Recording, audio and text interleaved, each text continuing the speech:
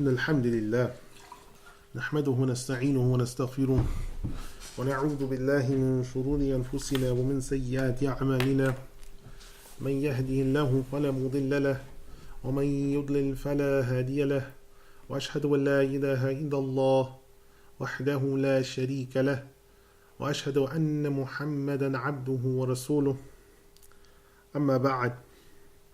Alhamdulillah, today is the 7th of Shawwal, 1436. We're returning after the Ramadan break. Now, before starting, I just want to mention two things that are significant to the Tafsir. One is the amazing find in Birmingham of the parchment of the speech of Allah subhanahu wa ta'ala, which includes a section of Surah Taha.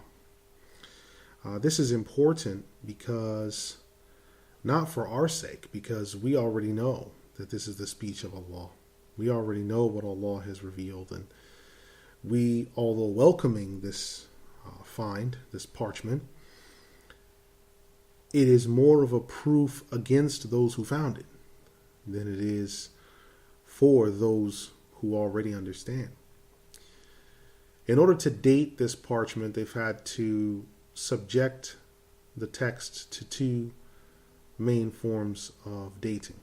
One is radiocarbon dating, which does have issues because they've had to look at the hide of the animal that was slaughtered, and that can give varying dates. Another is checking orthography, which is the history of the alphabet and writing styles. Paleography, the study of people at that time, what they were writing, how they wrote with, what implements they were writing with, taking some of the samples of the ink and from the page. So all these together can give you a dating that is pretty much within 20 years of the lifetime of the Prophet ﷺ. So when this is available in October, those that are able to go down and take a look should go down and take a look if they can. This is in addition to the other 500,000 fragments or full mushafs that are already scattered throughout the world. Secondly, because it is Shawwal, we have the 6th fast of Shawwal, because the Prophet ﷺ, he said in a hadith in Sahih Al-Jami' that the one who follows up Ramadan with the 6 fasts of Shawwal, it is counted to them as if they fasted the entire year. So if someone can do this sunnah, they might not be able to do 6 at once.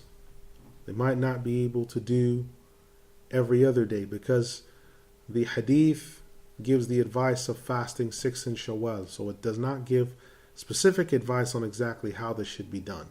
So if someone fasted 6 all at once, if someone did the weekends, if someone did every other day, this fulfills the rights of fasting the 6 days of Shawwal.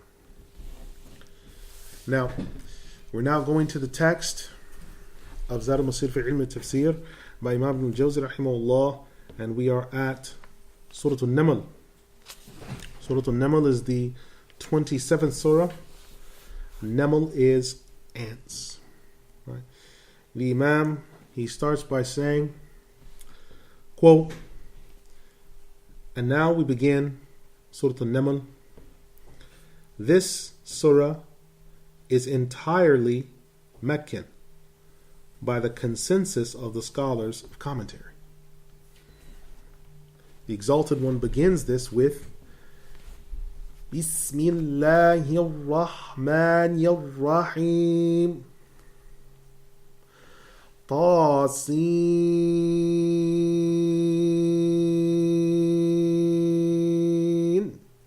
تلك آيات القرآن وكتاب مبين هدى وبشرى للمؤمنين الذين يقيمون الصلاة ويؤتون الزكاة وهم بالآخرة هم يوقنون إن الذين لا يؤمنون يؤمنون بالآخرة زينا لهم أعمالهم فهم يعمهون أولئك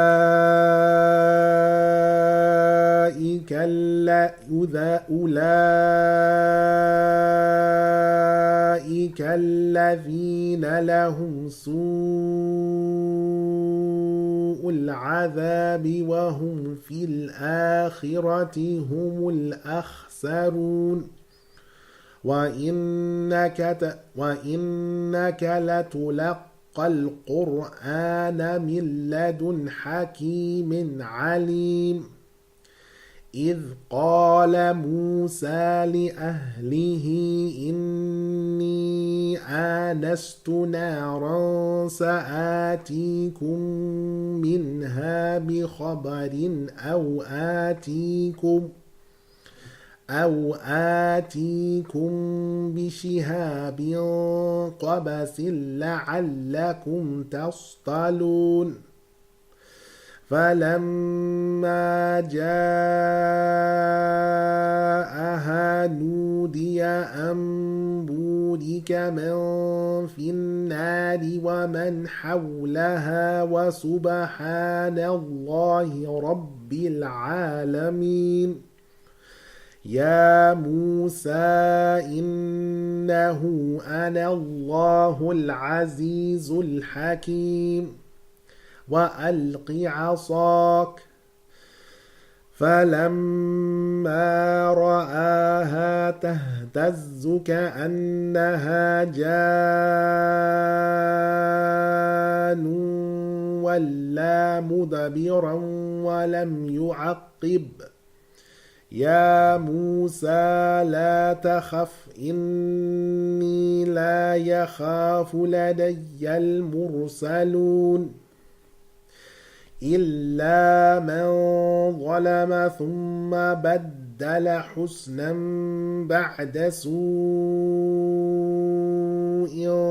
فإني غفور رحيم وأدخل يدك في جيبك تخرج بيضاء من غير سوء في 9 آيات إلى فرعون وقومه إنهم كانوا قوما فاسقين فلما جاءتهم آياتنا مبصرة قالوا هذا سحر مبين. In the name of Allah, most merciful, the compassionate. Tasin. Those are the ayat of the Qur'an and the clear book. A guidance and a glad tidings for the believers.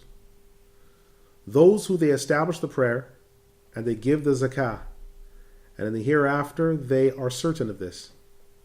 Indeed, those who do not believe in the hereafter, their deeds have been made beautified to them, and they are blind and stumbling.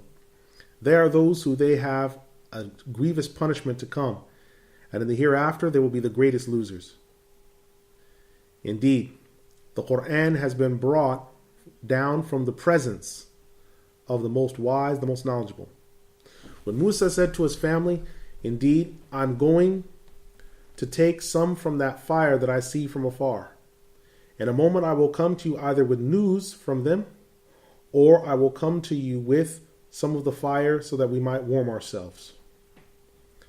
Whereas he came to it, he heard a call that came out. Blessed be the one who is in the fire and who's around it. Glorified is Allah, the Lord of all creation. Musa, indeed, I am Allah, the Almighty, the All-Wise. Throw down your staff.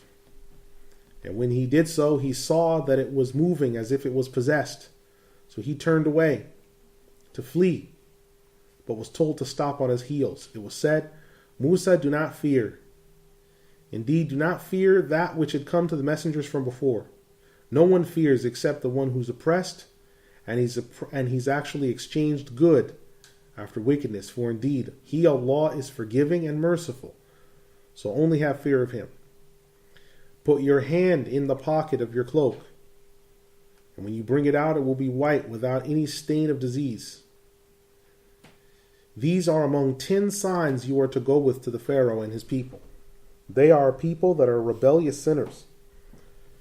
So whereas he came to them with our signs as a testament, they said, this is a clear and open magician. Surah Al-Naml, the 27th Surah, ayat 1 to 13. The Exalted One says about this Tasin, there are 3 rulings on the meaning of this expression that have been given. One is that Tasin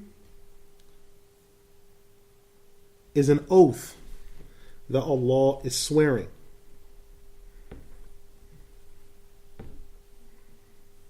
Because Tasin is one of His names.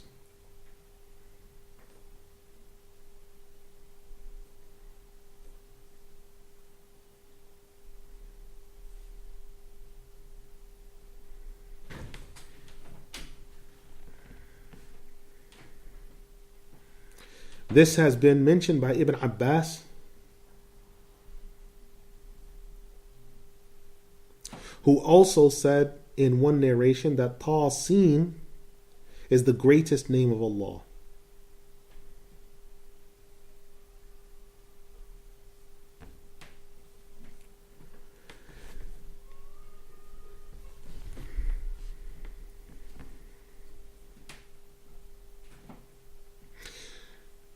The second understanding is that Tasin is one of the names of the Qur'an.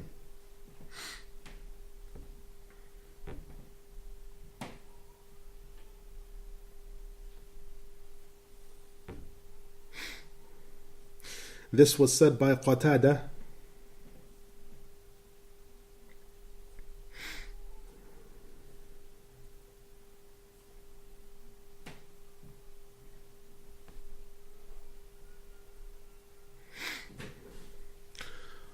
The third is that Tasin, the Ta stands for Allah's name, Al-Latif,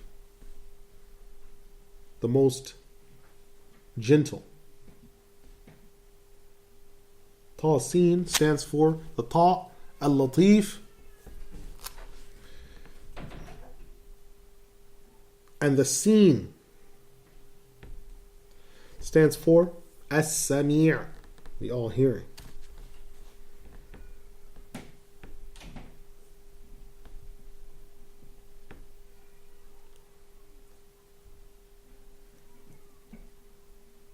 This was mentioned by Al-Tha'labi.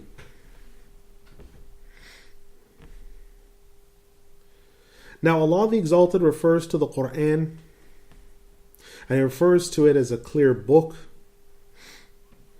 and a giver of glad tidings because of what's in it of reward for those who bear witness to the truth. But then He says, and we beautified for them their deeds, meaning those who have rebelled. So He, Allah, says, we made beautified to them the evil of their deeds. Because it's been clarified why these people have been blinded and why they are to receive the terrible penalty that's coming to them. We mentioned this in Surah Al-Baqarah, the 2nd Surah, ayat 15, and Surah Al-Baqarah, the 2nd Surah, ayat 212.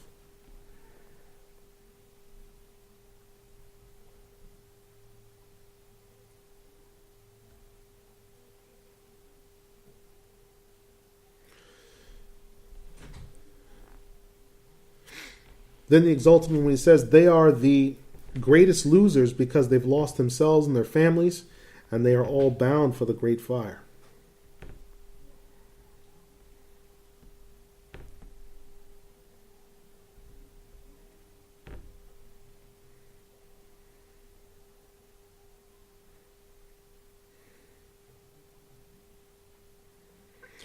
And when Allah the Exalted mentions that the Qur'an was brought down, it was sent down. And then right after this, Allah gives a narrative. Ibn Qutaybah says, this is indicating that Allah is telling you that this revelation, within it is also this story of the Prophet Musa alayhi salam.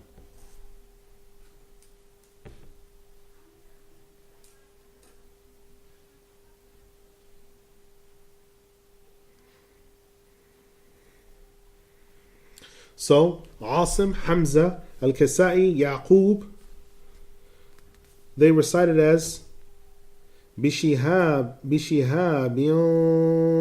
Qabasin. However, the rest recited Bishihabi Qabas.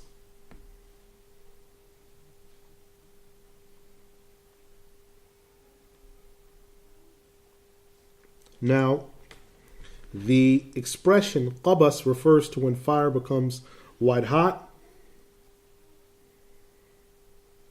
So the fire had been burning for a while.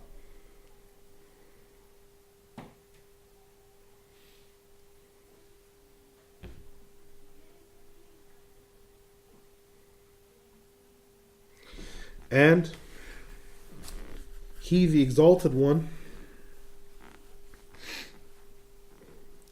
then says, and this blazing or heat that Nabiuna Musa alayhi salam came up to it. Before this, let us look at the attributive sense. Remember when Allah says, وَلَدَّارُ الْآخِرَةِ, and the hereafter has its patrons. Surah Yusuf, the 12th Surah, ayah 109. As shihab in the sense of this ayah and other senses in the Quran means fire. And qabas in this sense means a kindled fire that has become white hot. So when He said to them He's going to get either news or come back with a light to warn them, so that way they might have something to clean themselves up, because this was during the time of winter where it was colder. When He came to them, when He came to the place, meaning when Nabiyyuna Musa alayhi salam came to the fire, it was just a light. He had thought it was a fire, but it was actually a light. And the statement was made, blessed be the one, glory be and blessings be to that one. The one who is in the fire and the one around him. The statement is of three types, because it said, blessed be the one who's in the fire and around the fire. The statement is of three understandings and types.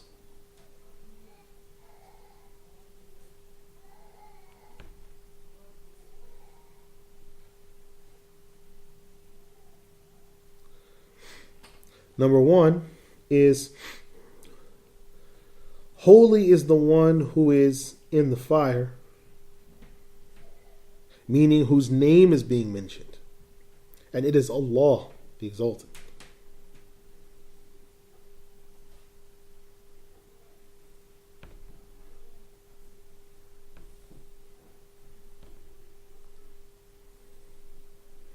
This was mentioned by Ibn Abbas and Al-Hasan Al-Basri.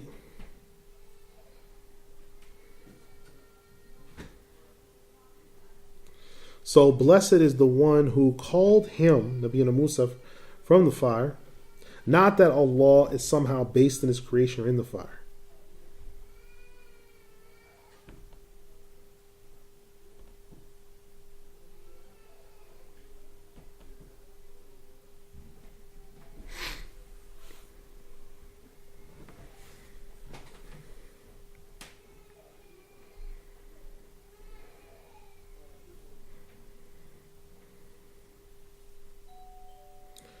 So the fire has received a statement because of the blessing coming from it.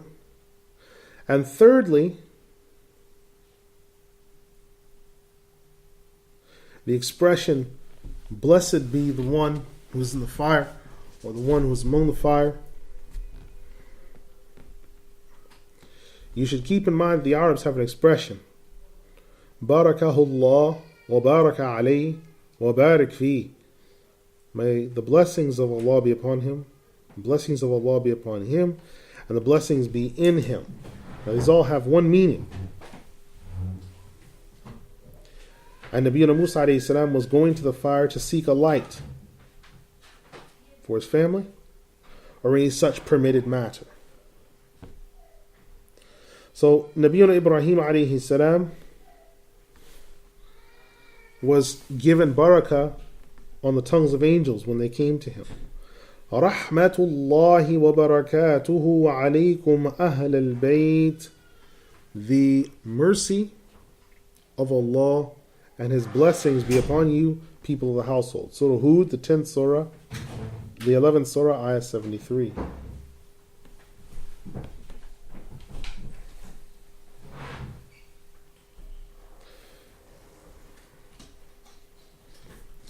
So the holiness, blessed being, is that holiness, that goodness, that blessedness. وَمَنْ حَوْلَهَا. And whoever is around it, there are likewise three rulings. Those around the fire is referring to the angels. And this is stated by Ibn Abbas and Al-Hasan al-Basri.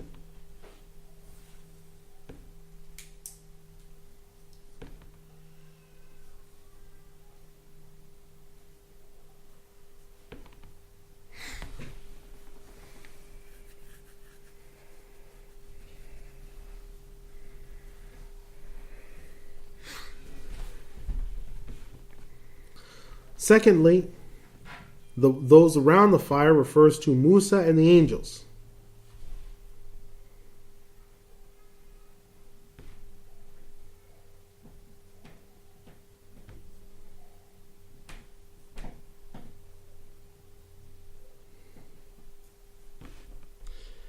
And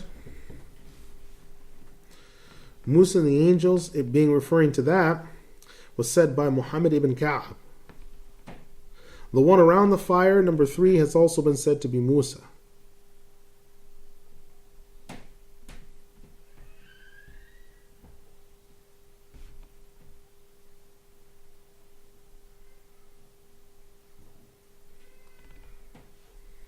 Indeed, the expression Innahu an Allah, the ha here is explained by the scholars of language as if He, Allah, is saying, you should know Musa, who's calling on me. I am that one. And then He said to him, so throw down or put down your staff. And when he did so, it became a snake. So when he saw that, it came and it was shaking as if possessed.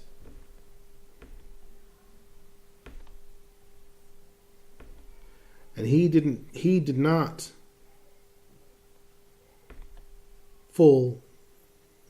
have full faith.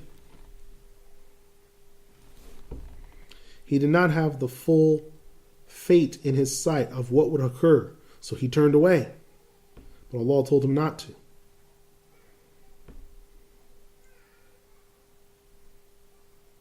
As indeed the messengers do not fear that which they are to be given. They should have no fear in my sight, as if Allah is saying.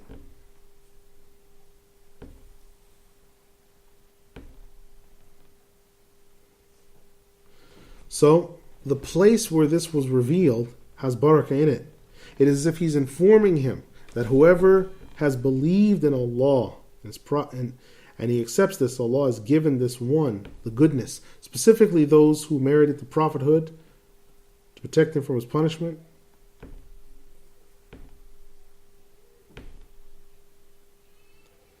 Except the one who oppresses and does not seek forgiveness.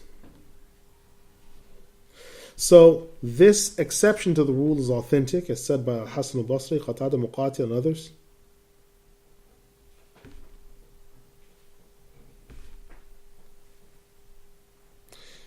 So the people that are truly repentant, they make the repentance.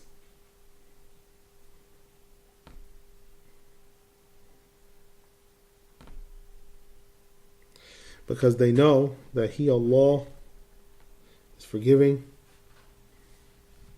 and merciful.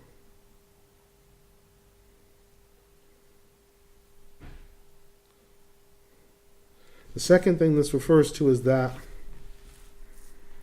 He, Allah, is saying, but whoever commits oppression and oppresses, he has something to fear, because Allah does punish oppression and oppressors.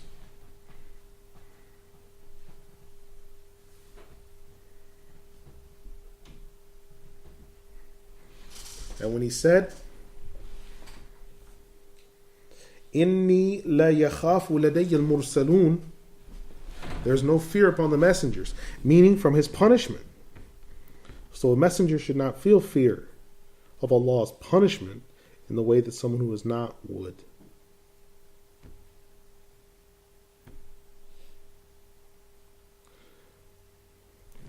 Further to this, the expression, except who oppresses, is a conditional expression.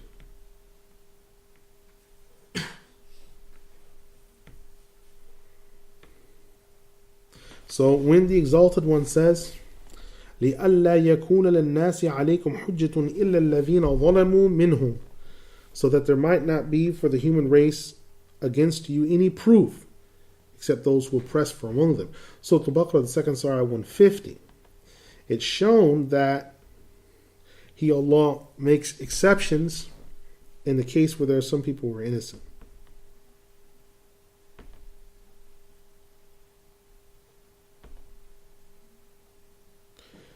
So, yet again, we see from the recitation of Ubay ibn Ka'b and Sa'id ibn Jubayr al-Dhahhak and Asim al-Juhdi and Ibn Ya'mar, Ala man zalima, which is different to what's in the ayah.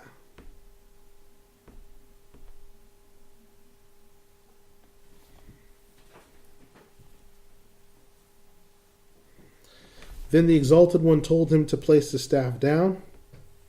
He also told him to put his hand in the pocket of his cloak.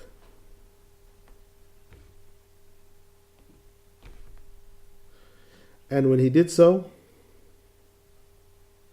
it was white.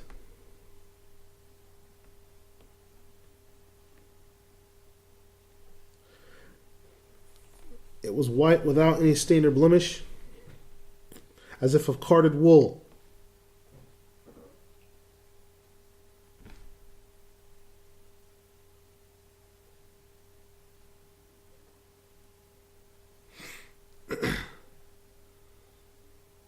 So, by putting his hand inside of the pocket of his qamis and pulling it out, and it was becoming white, these are the two most outstanding signs of the 9 that he was given.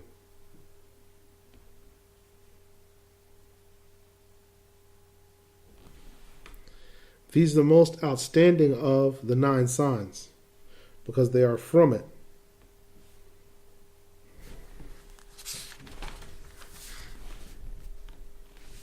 So then he was told to go to Fir'aun and his people. So when he came to them with our signs, with clear testimony,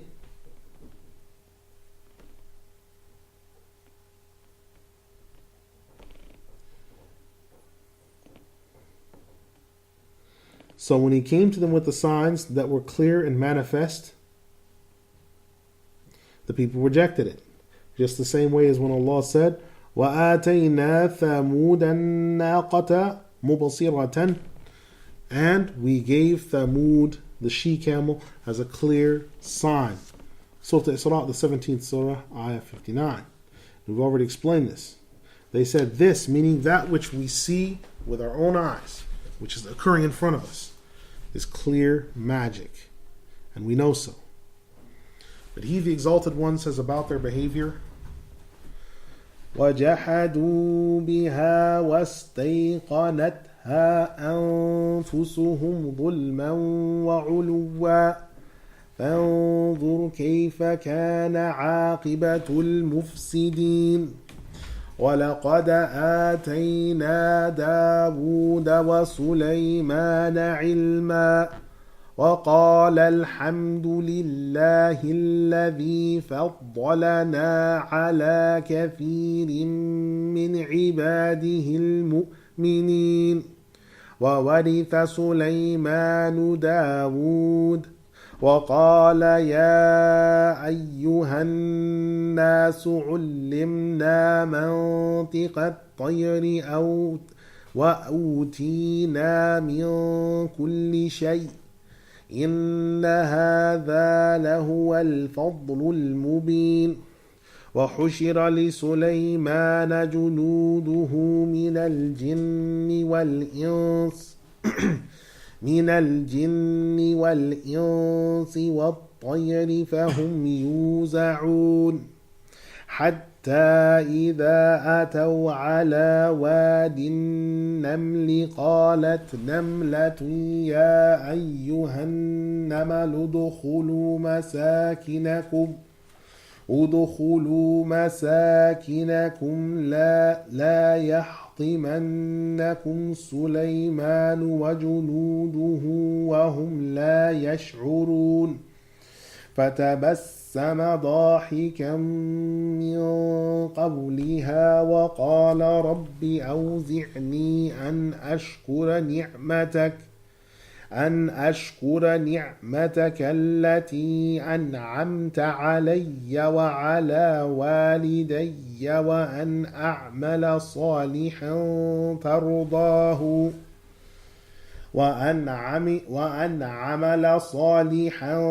ترضاه وأدخلني برحمتك في عبادك الصالحين فتفقد الطير فقال ما لي لا أرى الهدهد أم كان من الغائبين لأعذبنه عذابا شديدا أو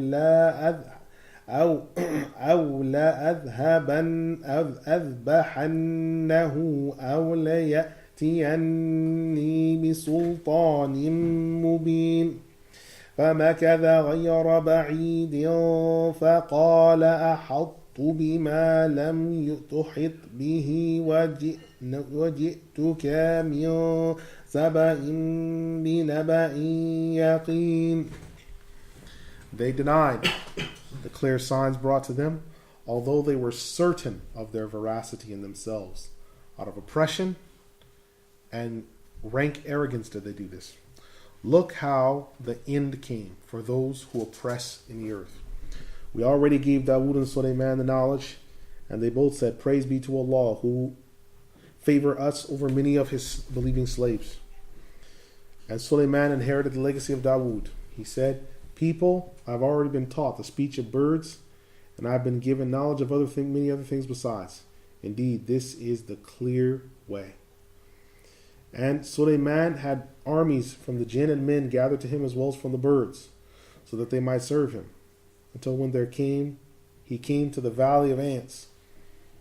And the ants said, O ants, enter your habitations. You do not know Sulaiman and his army may accidentally trample upon you while you do not know. So Sulaiman, he smiled at this greatly from the statement of the ant, and he said, Lord, increase me that I might praise your favors, which you've been praised with to me. And be good to my parents, and that I might do righteous deeds that you are pleased with, and enter me in with your mercy among your slaves that are pious. And so one day the bird, it was late, and he said, what is going on? I do not see the hudhud, the hoopy. Or is he absent? I will certainly punish him with a great punishment, or I will slaughter the hoopy, or let him be brought with clear authority. So he remained not far from there, and he said, I have surrounding over things you do not have surrounding of. And I've come to you from Saba with clear news. Surah Al-Naml, the 27th Surah, ayat 14 to 22. The Exalted One, he says, we gave Dawood and Sulaiman the knowledge. Scholars of commentary say, knowledge of giving judgment.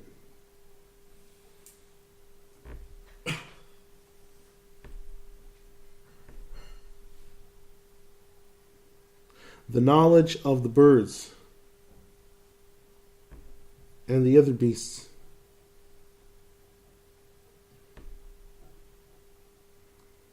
Knowledge of the birds and other beasts, as well as the glorification that comes from the mountains.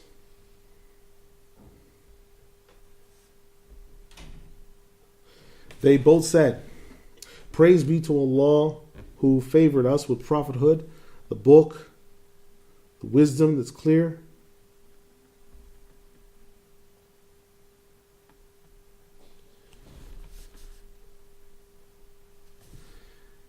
So they've been favored over other men with the prophethood, the book, forging, chainmail armor, humiliating the demons, and the jinn and men that come in their path. So they've been given authority over many slaves because Nabiyyuna Dawood alayhi salam, according to Muqatil, was very, very regular in his worship and strenuous, more so than Sulaiman, because Sulaiman had a greater kingdom than him. But Sulaiman was wiser. Nabiyyuna Sulaiman alayhi salam had more wisdom than Nabiyyuna Dawood, but Nabiyyuna Dawood did more worship. And Sulaiman, Allah says, he inherited Dawood's favor. He inherited the prophethood, knowledge, and his government of his father. As well as this, Nabiyyuna Dawood alayhi salam had 19 sons. And Sulaiman was stipulated by that he should get a portion.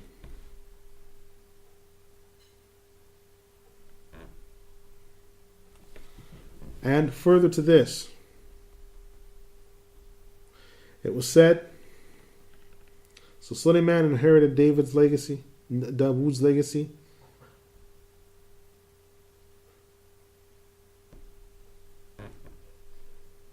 And so when he inherited his prophethood, his knowledge, his dominion,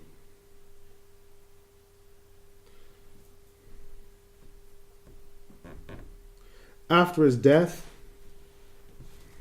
then Nabiyyuna Sulaiman alayhi salam inherits the dominion of his father.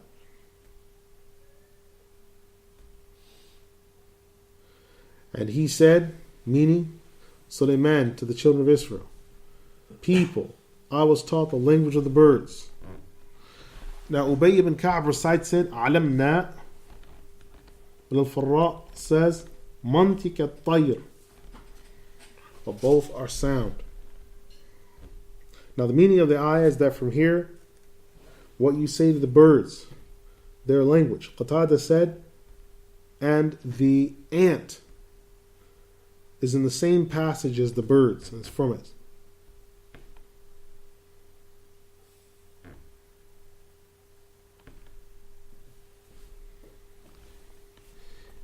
Furthermore, he says he's been given everything, meaning everything that's permissible that prophets and people can be given. Muqatil said, we were given the governance, prophethood, the book,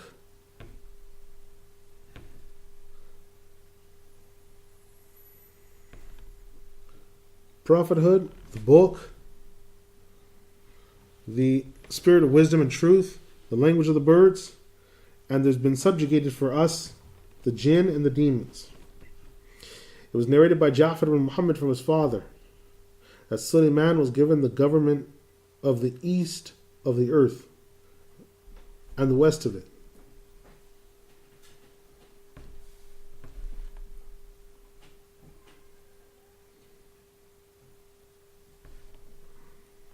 east and west of it. Now, the government that lasted was of 700 years and 6 months.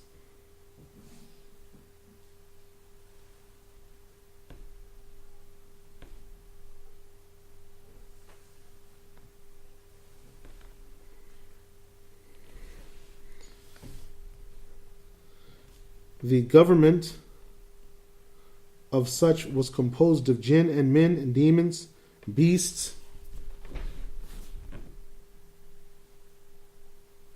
birds, and animals of prey.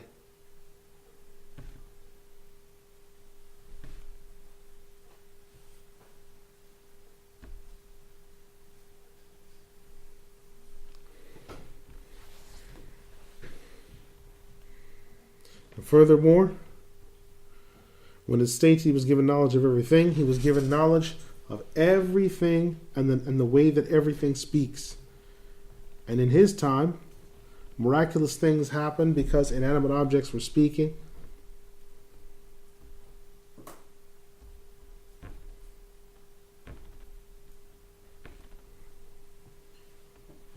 And he said, indeed this, meaning that which I was given, it is a great and clear favor.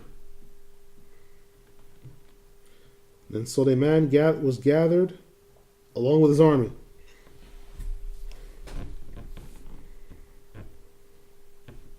And this was to take over and go to Jerusalem.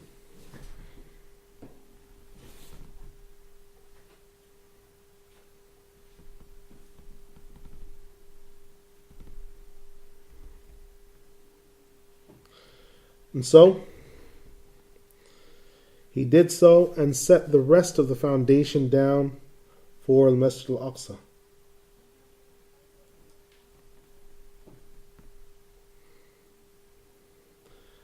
Now it says, so when he came to them with the truth,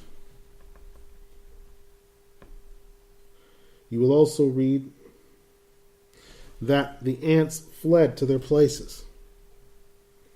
Now, some have said that this story took place in Sham, as said by Ka'ab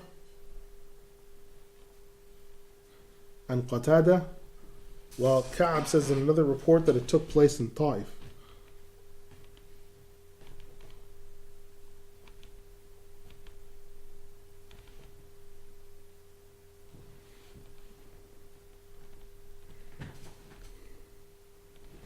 Then one of the ants came forward and made a statement.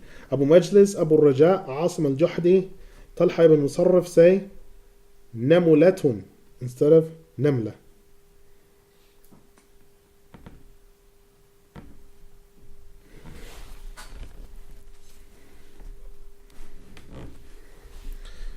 Now at this point, the voice is something understood in which someone expresses words by way of it. Now, whereas ants might communicate, they don't communicate the same way people do.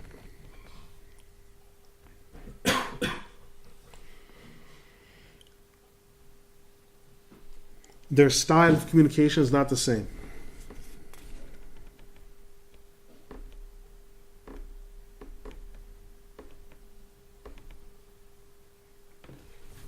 So Allah gave that, the ant, the speech to make it known to Nabi Sulaiman alayhi salam, a miracle for him. And Allah gave the ant this.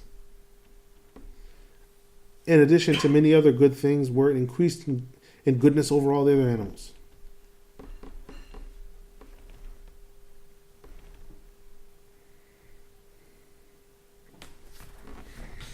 And from that is that the ants break and carry every seed back to their hideout so that they might make use of it.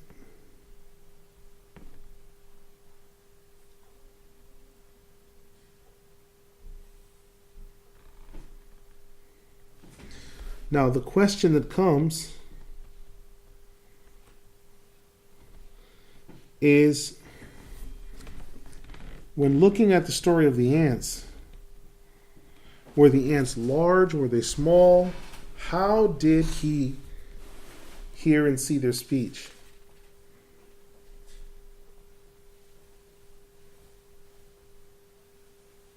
Al-Dhahabi said that the ant at that point was almost the size of a small ewe. This was mentioned by a Shami.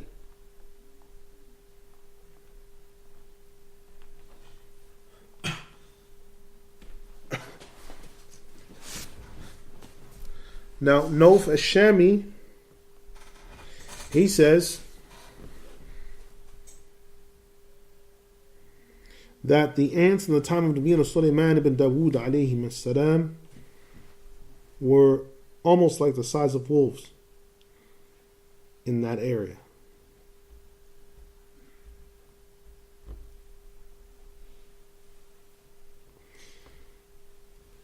Another position states that the ants were small because they're stating, "Udkhulu masakinakum," enter into your habitations.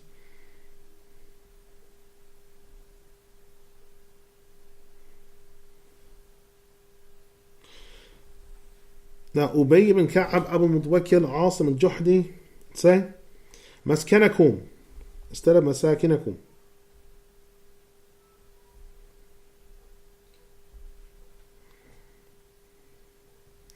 Do not be deceived, he Allah says.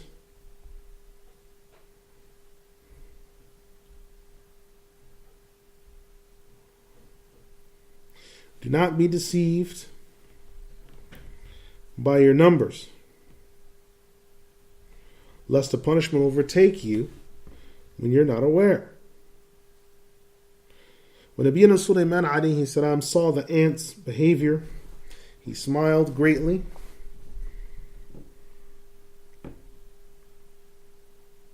And he was in wonderment. Because tabassum and tabassama, the verb tabassama means to be in wonder. Dahikan means to laugh.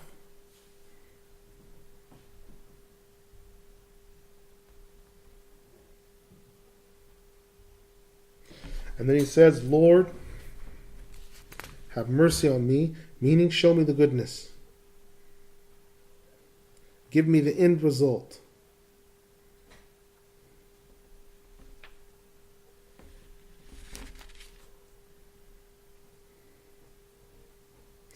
I will do righteous deeds that you'll be pleased with, meaning praising Allah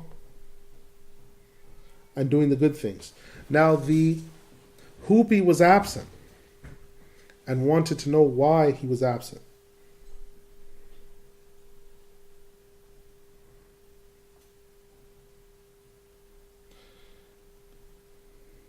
Now, the expression tayyir can be used for the plural or the singular.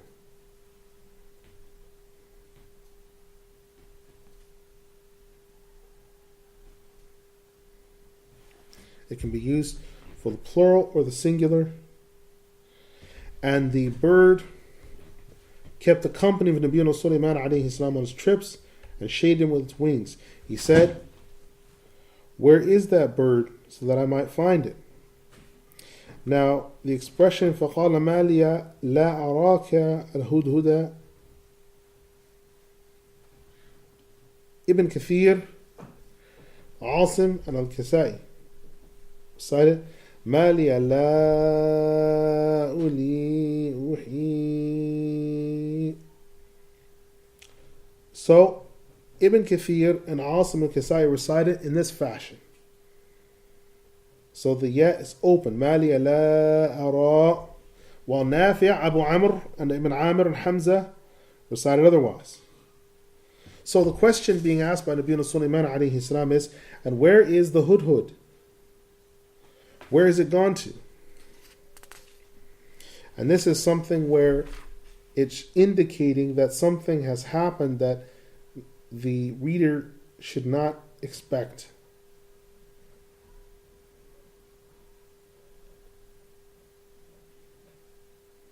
The scholars of commentary say, whereas Nabi Sulaiman alayhi salam came to the valley of the ants, he looked in the earth and he found the ants and he asked them for water. The hudhud helped show him where water was as well.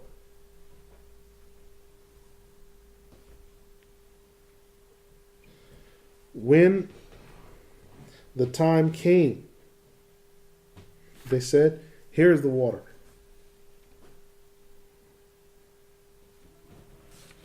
But the demons moved forward and disturbed it.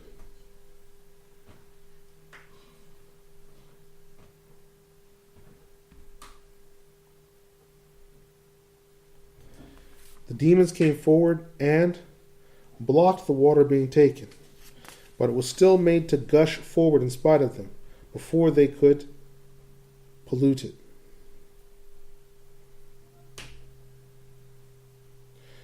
The hudhud is able to see water in the earth just like he's able to see water in the glass. His seeking it out at that point, he could not find it.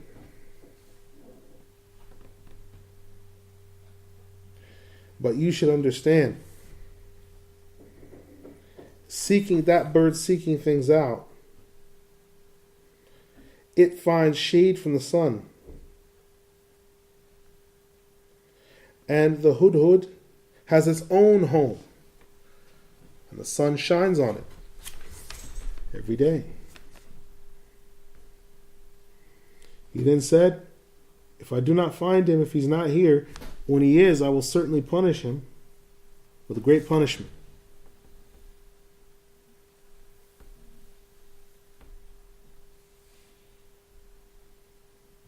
And that punishment he shall certainly see.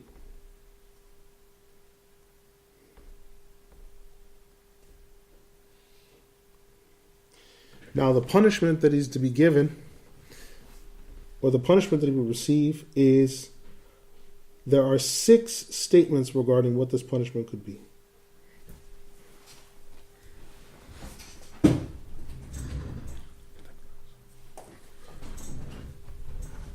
One is the plucking of feathers. The plucking of feathers.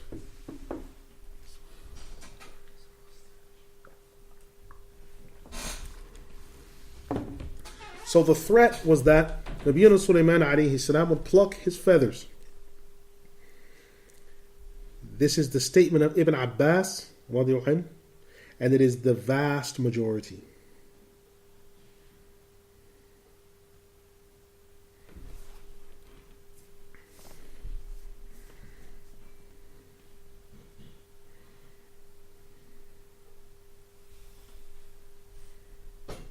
Another one, the second position, is that his feathers would be plucked and he would be put out in the sun. Feathers would be plucked and it would be put out in the sun.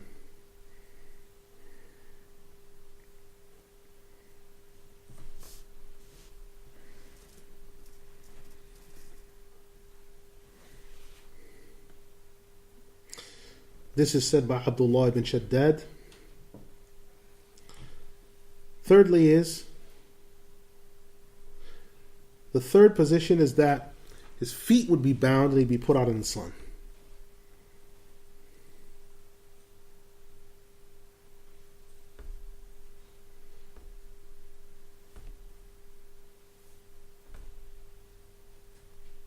This was said by Ad-Dahhak. The fourth position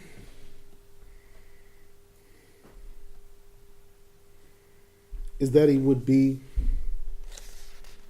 have oil poured on him and put out in the sun.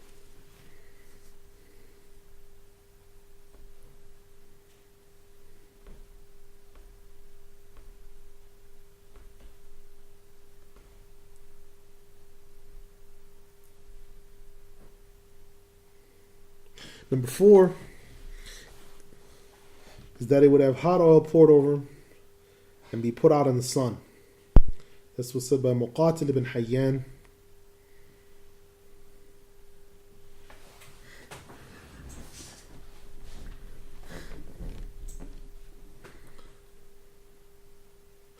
Number 5 is that he would be placed in a cage.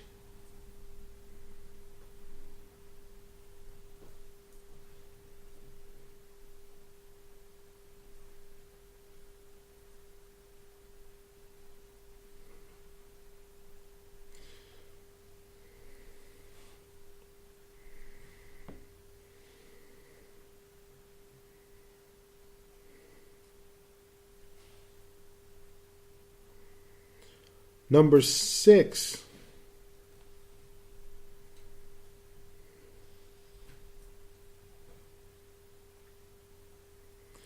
is that he would have his feathers cut on one side, not the other, said by Tha'labi.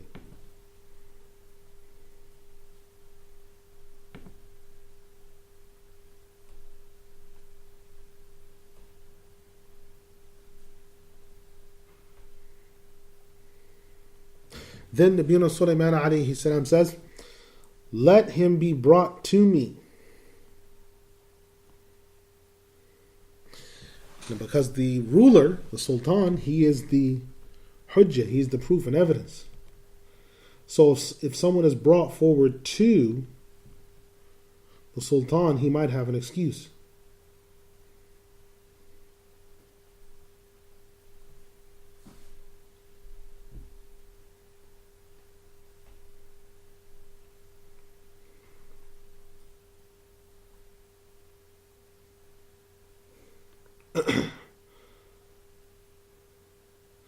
Now, in addition to this, Nabiyyuna Sulaiman alayhi salam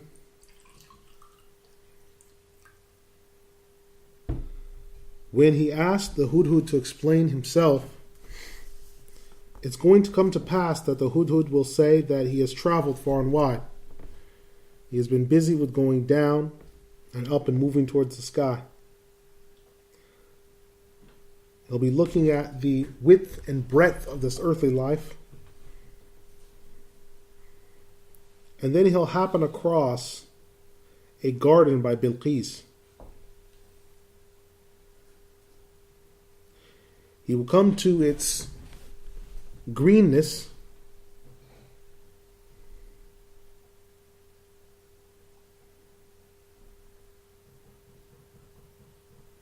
and then go in.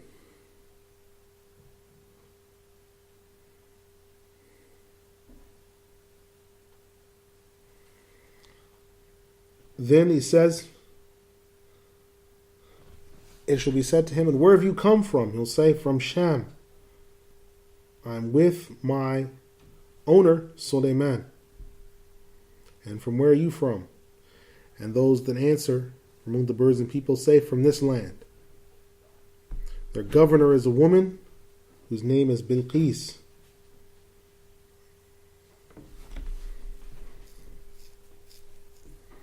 The other birds will say, "Is it the case that you will stay long enough so that you can see her governance?"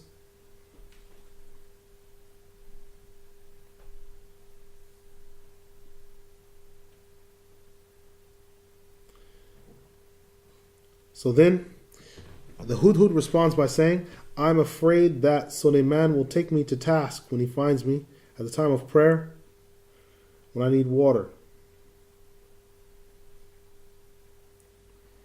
Then it was said, "So drink deeply when you go back, but do be informed of this kingdom."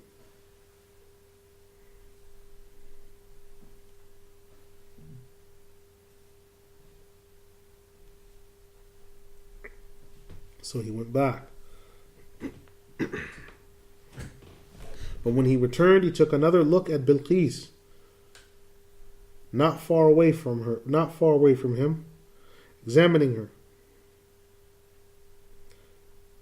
Now Nabiyyuna Sulaiman alayhi salam then said to him, "And where had you been? What had you done?"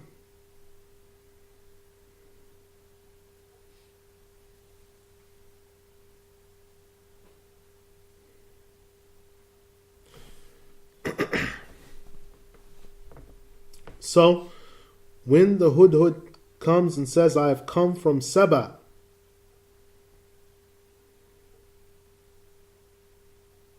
now Saba is a land, but it's also the name of a man that came out of the Arabs.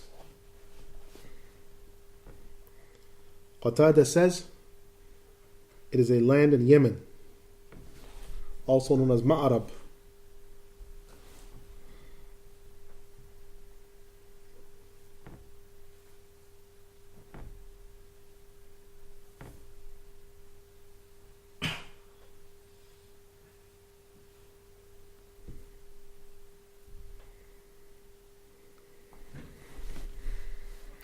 Abu al-Hasan al-Akhfash has said, if you take away the Hamza, Saba, this is the name of the father of the tribe.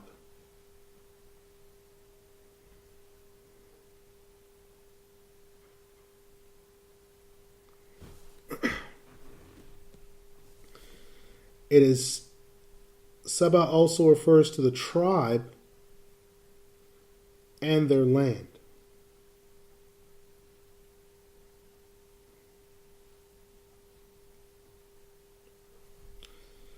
Now when you look, according to Az-Zajjaj, that they're a people that derive their name from a man. And they have lived in that area. Because it must be remembered that names in reality are derived.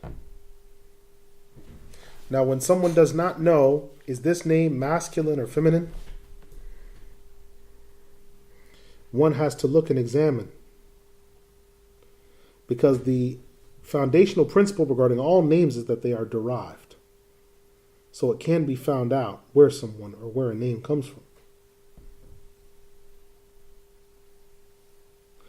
Now, those who say, as the judge goes on to quote, those who say that is the name of a man, they are mistaken, because Saba is a city that's known of also by the name Ma'arab from Yemen.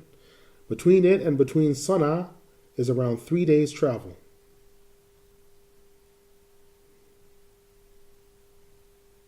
And whoever did not understand this, then he has declared the name of a city to be the name of a man. When in reality, we know that the masculine must be named with a masculine name, and this is not masculine because it is a alif with a hamza. So when the bird says, I have come from the land of Saba, with clear news for you. He then carries on to say, إِنِّي وَجَدْتُ امْرَأَةً تَمْلِكُهُمْ وَأُوتِيَتْ مِنْ كُلِّ شَيْءٍ وَلَهَا عَرْشٌ عَظِيمٌ وجدتها وقومها يسجدون للشمس من دون الله وزين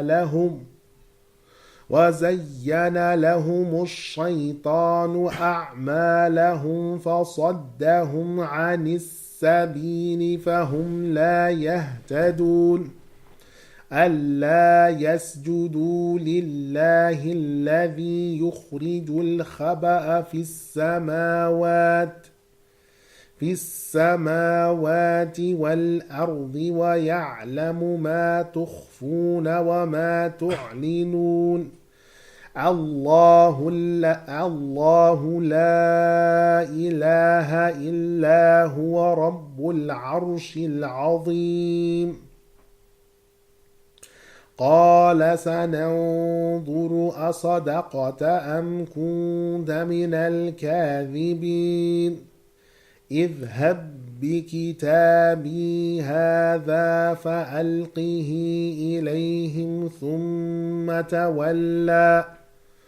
ثم تول عنهم فانظر ماذا يرجعون قالت يا أيها الملأ إني ألقي إلي كتاب كريم إنه من سليمان وإنه بسم الله الرحمن الرحيم ألا تعلوا علي وأتوني مسلمين قالت يا أيها الملأ أفتوني في أمري ما كنت قاطعة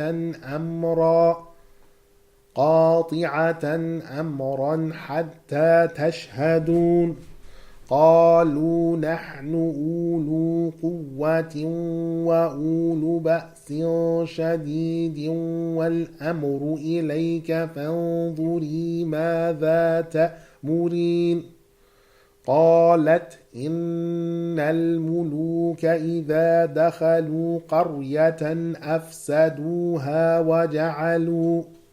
وجعلوا أعزة أهلها أذلة وكذلك يفعلون وإني مرسلة إليهم بهدية فناظرة بما يرجع المرسلون. Indeed, the Hupi goes on to say, I found a woman ruling over them, and they were given everything, and she has a magnificent throne. I found her and her people prostrating to the sun from besides Allah, and Shaitan has made their deeds seem fair seeming to them and hindered them from the path, and they are not guided. Is it not then the case that they should prostrate to Allah, who brought out all secrets from the sky and the earth, and He knows what they conceal and what they reveal. Allah, there is no God except for Him, the Lord of the magnificent throne. Say, shall we not look? Is it true? Or are you actually lying? Go with this letter and bring it to them, so that she might turn from them and look at what it is that they are turning to, who their authorities are. She said, O my leaders, indeed there has come to me a noble letter. It is from Sulaiman, and it reads, in the name of Allah, the most merciful, the compassionate. Is it not then that you have exalted in the earth above me? Come to me, you and your courtesans as Muslims. She said, O my advisors and leaders, tell me what to do in this regard, for you have clear insight, so that you might bear witness of the truth. They said, we are people of power and might and insight, stern and clear in our speech. So look at that which you are commanded to do. She said, indeed, kings, whenever they enter a land, they corrupt it, and they make the mighty ones of its people to be low. And likewise so they do. Indeed, there came to her the gifts, and upon looking at them, they were sent back with the messengers that brought them. Surah Al-Naml, the 27th surah, ayat 23 to 35. Now the Exalted One says that the Hupi then goes on to say, with clear words, that he found the women ruling over them, meaning Bilqis, and she was given everything. As Zajjaj means everything that kings have, everything the people have, and a magnificent throne, meaning a seat of power. Now Qatada mentions that her arsh was from gold, and its base was from precious rubies with other gems and pearls. Some have said that one of her parents was from the jinn,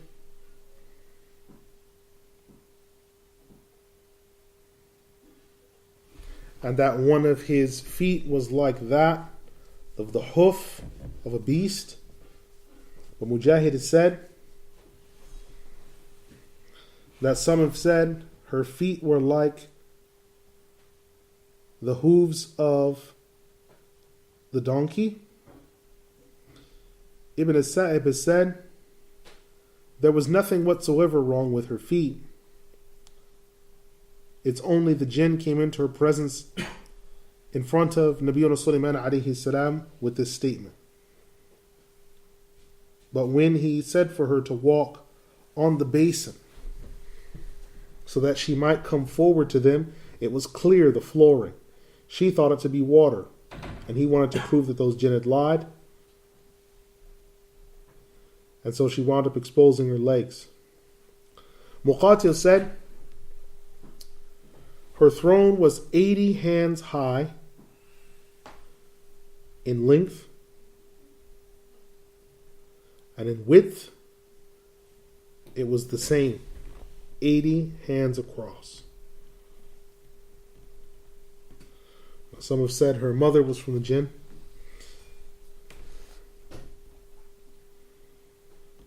Ibn Jarir has said, the Hudhud brought this news as an excuse for himself because Nabiyyuna Sulaiman alayhi salam had not seen any kingdom in the land like his.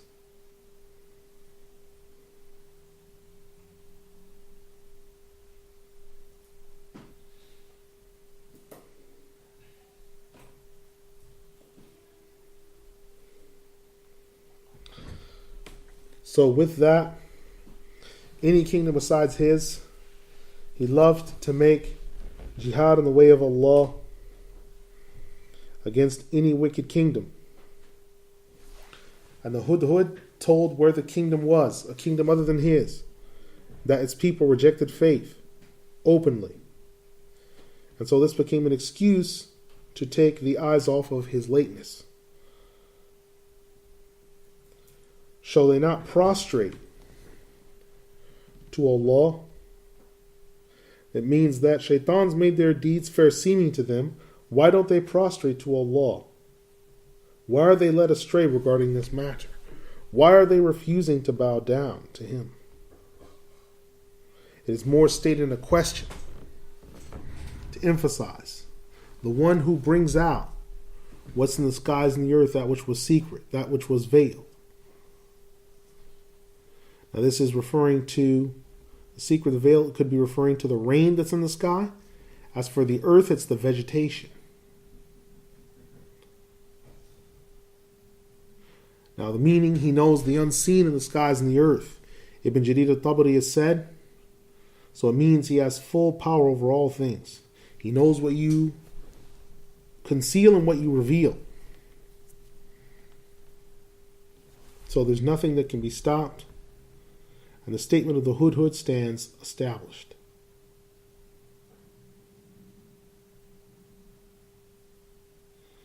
The Hudhud then said, let us look. And what the Hudhud was asked when it completed its statement, let us look at what the Hudhud has said.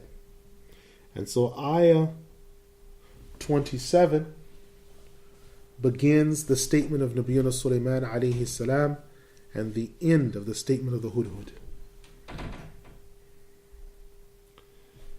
Because Nabiyyuna Sulaiman alayhi salam said, let us see if you're telling the truth or not. He doubted in this story because he denied that there is other than him in the earth another ruler with the same capacity. So he wrote a letter and he sealed it with his special seal and gave it to the Hudhud to take. Go with this letter of mine and place it with them. And so he flew and took it with him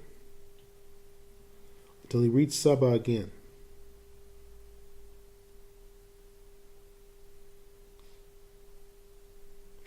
And so the Hudhud took the letter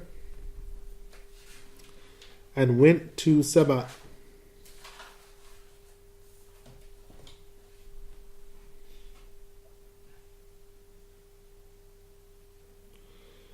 When the Hudhud took the letter and brought it to Saba,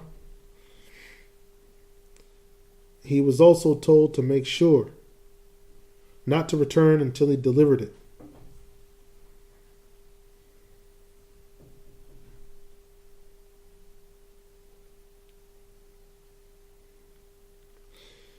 And so this statement to go forward, to bring the letter to her so that she might read it. This shows that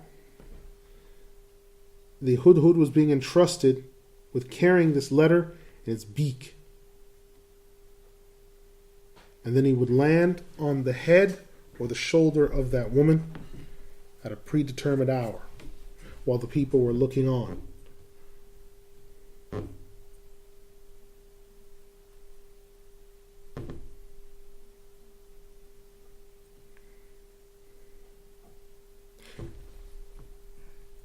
And so, upon opening the letter, she said, "Indeed it is from Sulaiman," meaning this letter from the hudhud, and it reads, Bismillahir Rahmanir Rahim. Are you trying to exalt yourself above me, or exalt yourself? Come to me, meaning submit to my authority. So she went to her noble leaders and said, and these leaders were some 313 heads of families. Each man was a head over 10,000 people.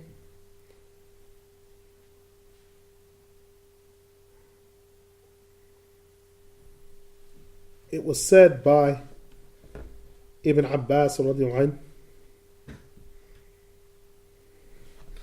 that some of them had 100,000 people with them. And so the army altogether of this woman was 1,200,000.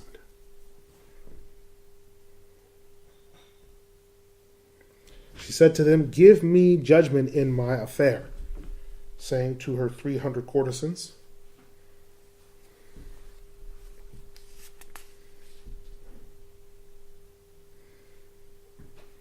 "I'm not certain about this matter of whether I should do it. So you bear witness and tell us what should be done and whether I should come into his presence." They said, "We are people of might and power, and we will give the right decision. We have great numbers and strength and bravery in war. So if he wants that, we can certainly give that to him. We fear no one and we submit to your authority." Bilqis then responded by saying, "Kings indeed, when they enter a land, they corrupt it.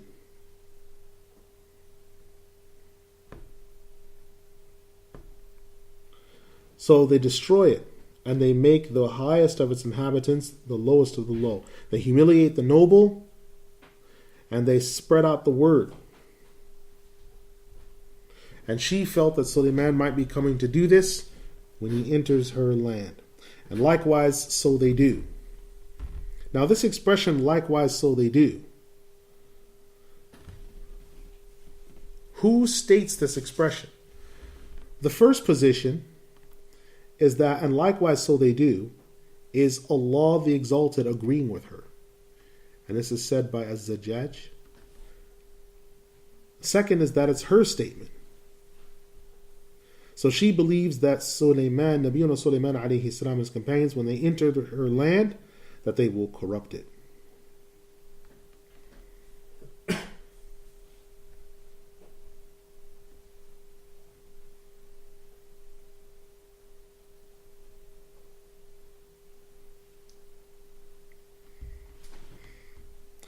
Gifts were sent along.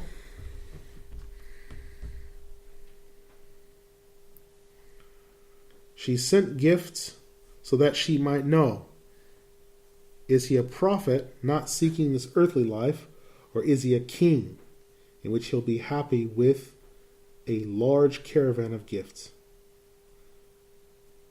See, she then sent ahead 3,000 gold bars.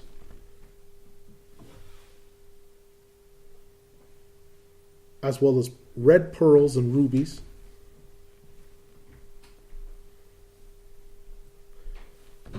And brocaded clothes. And these clothes were so fancy it was difficult to tell whether they were for men or women.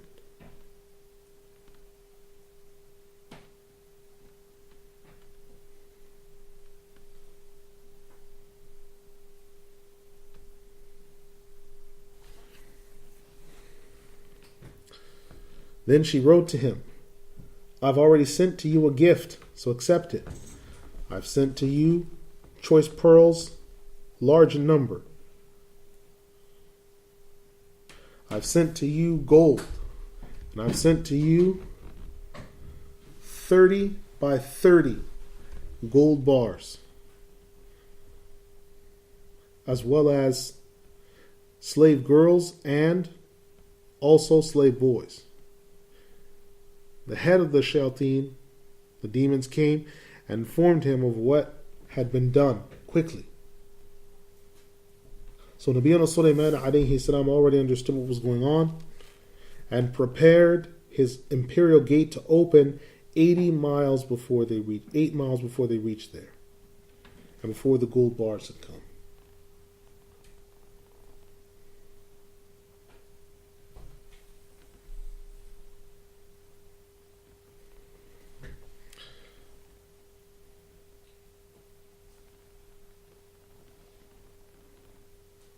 So, when this was all sent ahead, it was said that there were 500 slave boys and 500 slave girls, as said by Wahab.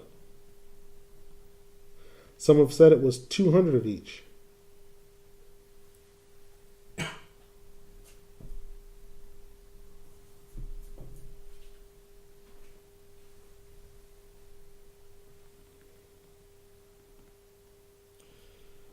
Further to this,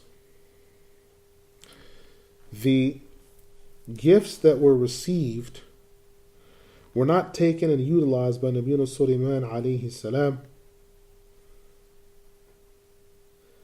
for prophets have no need of the earthly life. So Bilqis waited to see whether the gifts would be accepted or not, and whether they would be returned back to her or not. أقول قولي هذا أستغفر الله لي ولكم أستغفر الله إن الله غفور رحيم الحمد الرحيم. Close quote. Now we've come to 3 pages here where the Imam has given us commentary on these. So we know that Saba is located in Yemen. That someone said it's the name of a person, someone said no, it's the name of a city. That her army was very large. Now this empire of Saba spread from Yemen to Ethiopia. It's a very large empire. In the year 2006, they uncovered the imperial temple that was used for sun worship. So this is not something that is unknown or we don't know whether it's there. The Quran has confirmed that it's there. And so when it was uncovered, they found this very large temple complex.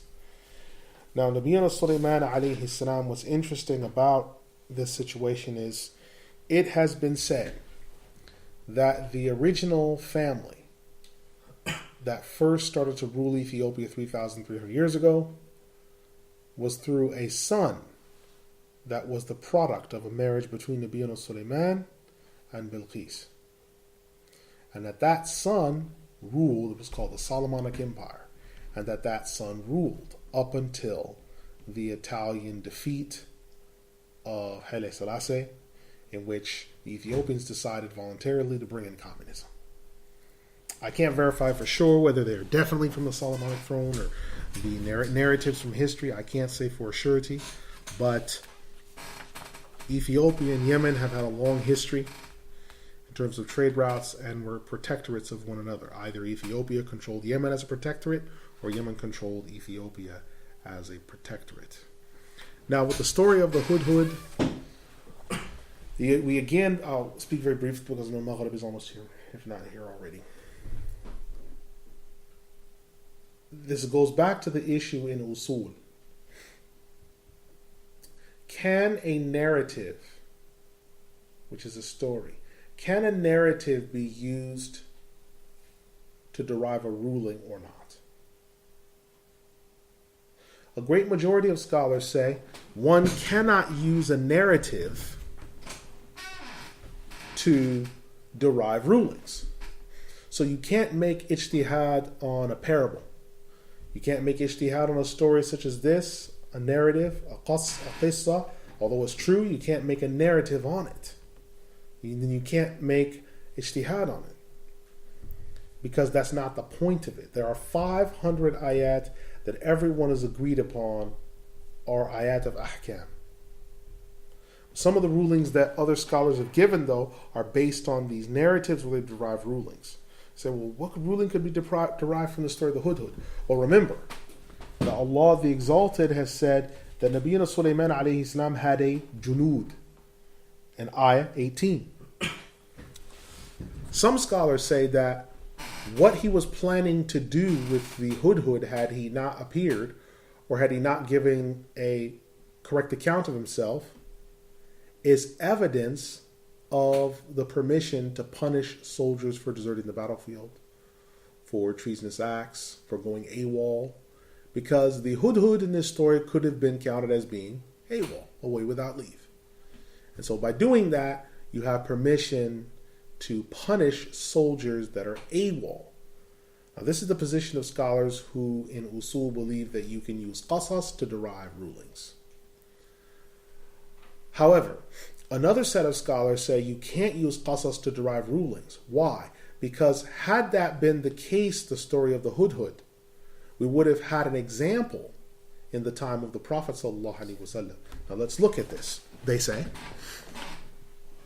in the story of Ka'ab ibn Malik, who stayed back from the Battle of Tabuk when he was told to go, and the other companions, the Prophet ﷺ did not cite this ayah and punish him according to what the Hudhud or the Hupi was threatened with. Rather, he said, don't give them salam and do not speak to them because they have done takhalluf, they've delayed back. So had this been something valid for use and not a narrative, then this would have been used, but it wasn't. That's the argument of those. Those that favor this position say that there was no need to do so because Ka'b and Malik and the others, they only delayed. They didn't go AWOL. So they weren't in the middle of a battle or they weren't as an army and then they just left. So this is the reason why this would not have been used as a narrative.